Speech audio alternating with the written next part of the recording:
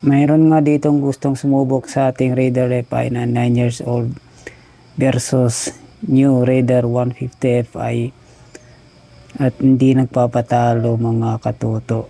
Nung pauwi nga ako, nakita ko nga yung dalawang motor na to na magkasunod. At nakita ko itong Raider 150 FI. Sunod lang ako sa kanya. Tuloy lang ako sa pagbiyahe. Wala talaga akong balak na makipagkarera sa kanya. Tingnan ko lang siya, sinusundan. Pero tumitingin siya sa side mirror. At ayan, umibertik siya kahit alanganin.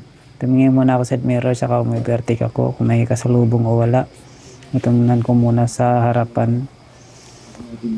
Ayan, alam ko may birit siya, may birit. Pero ako easy lang. May balak talaga siyang makipagkariran sa akin. Pero ako, simple lang. Sinusundan ko lang siya ng sinusundan. Tinitingnan ko lang kung ano gagawin niya. Pero di niya alam, wala akong balak talaga makipagkarera sa kanya. Yan lang talaga. Tingnan niyo mga katuto. Overtake talaga siya. Ayaw niya akong paunahin. Pero sinusundan ko lang siya. Ayan. Mag-overtake talaga siya kahit alanganin, no? Tingnan niyo. Ayan. Susundan ko siya ng susundan.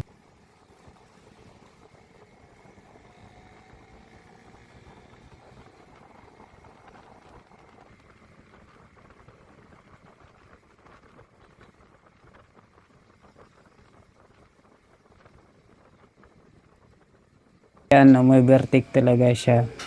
Susundan lang natin siya hanggang ma-pressure. Ayan, at bumirit na nga siya nung bumirit dito. Ayan, sinusundan ko siya. At dito nga, pakuha tayo ng tiyempo, inunahan ko na siya. Kasi bumunta na siya sa kanang bahagi. So dito, mahabol pa rin siya. Nakikita ko siya sa side mirror. At dito nga ay nagminor ko kasi alam ko may lubak dito. Pero siya, birit pa rin siya ng birit. Ayan, at inunahan niya ako. Nagminor din ako dito kasi nga may tulay. Pero siya, birit pa rin siya. Dito ko na siya hindi pinagbigyan. Itong diretsyo na to. Dito ko na siya binirit.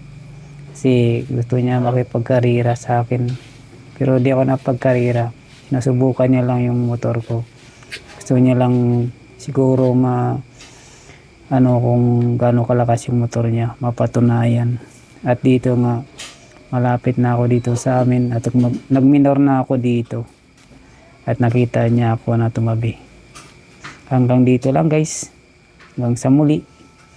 Babush. Bye bye. Like, share, follow.